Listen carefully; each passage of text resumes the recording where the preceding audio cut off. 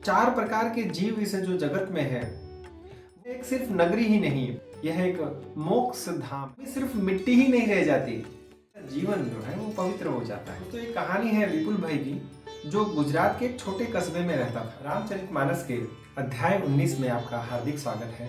आप सभी को हमारी तरफ से जय श्री राम। आज की चौपाई भगवान राम जी के उस दिव्य धाम की है जिसे पूरे समस्त लोकों में सबसे सुंदर कहा गया है, जिसका नाम है अयोध्या। अयोध्या केवल शहर ही नहीं है, वह एक अनुभव है। चलिए इसी के साथ मिलती जुलती सुनते हैं आज की चौपाई।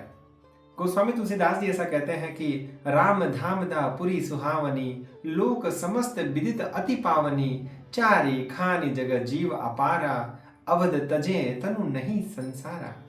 भगवान राम जी का जो धाम है अयोध्या, जिसमें भगवान राम जी जन्मे थे, वह सभी लोकों में अत्यंत प्रसिद्ध और पवित्र है।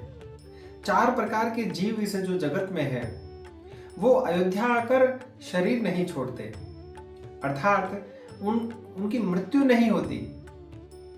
वो इस संसार के जो जीवों के जो चक्र हैं, उसमें से परे निकलकर उनको मुक्ति मिल जाती है। तुलसीदास जी इस चौपाई में अयोध्या की एक विशेष महिमा बताते हैं। यह एक सिर्फ नगरी ही नहीं, यह एक मोक्ष धाम है। ऐसा क्यों?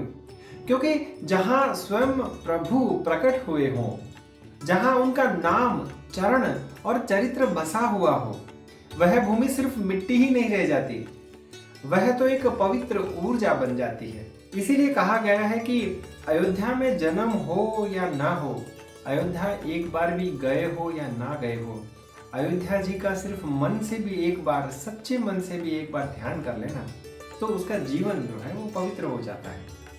लोक वेद पुराण समस्त यही कहते हैं कि अवध तजे तनु नहीं संसारा।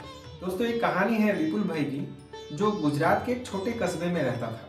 परिवार थोड़ा गरीब था और उनके जो पिताजी हैं वो एक छोटी सी प्राइवेट कंपनी में नौकरी किया करते थे। विपुल ने कॉलेज पूरा किया और शहर चले गए नौकरी ढूंढने के लिए। कई जगह इंटरव्यू दिए पर कहीं नौकरी नहीं लग रही थी।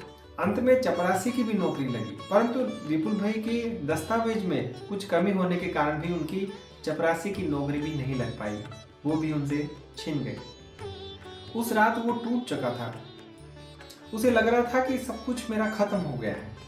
घर लौटते समय वो बस में बैठा था और बस में मोबाइल के अंदर अचानक एक चौपाई खुल गई, अवध तजी तनु नहीं संसारा।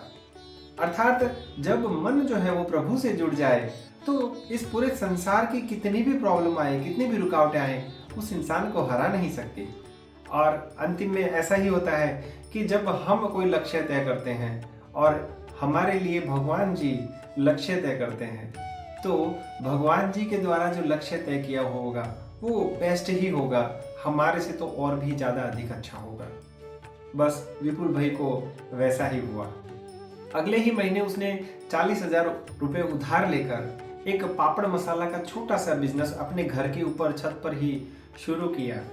आप यकीन नहीं मानोगे कि पहले महीने उसके सिर्फ 18 पैकेट बिके, दूसरे तीसरे महीने में 200 पैकेट, और धीरे धीरे ये छोटी कंपनी का रूप बड़ी कंपनी का हो गया और उसका जो टर्नओवर था वो करोड़ों रुपए हो गया।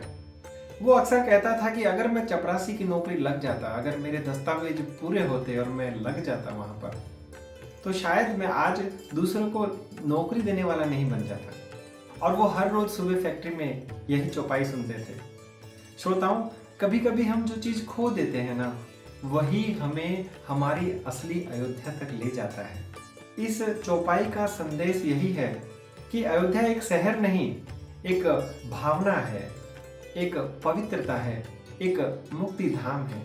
यदि मन में भी अयोध्या बस जाए ना, तो अपने जीवन में प्रकाश ही प्रकाश छा जाएगा। अगर इस चौपाई ने आपका दिल छू लिया हो तो कमेंट में जरूर लिखिए, जय श्री राम, जय अयोध्या धाम।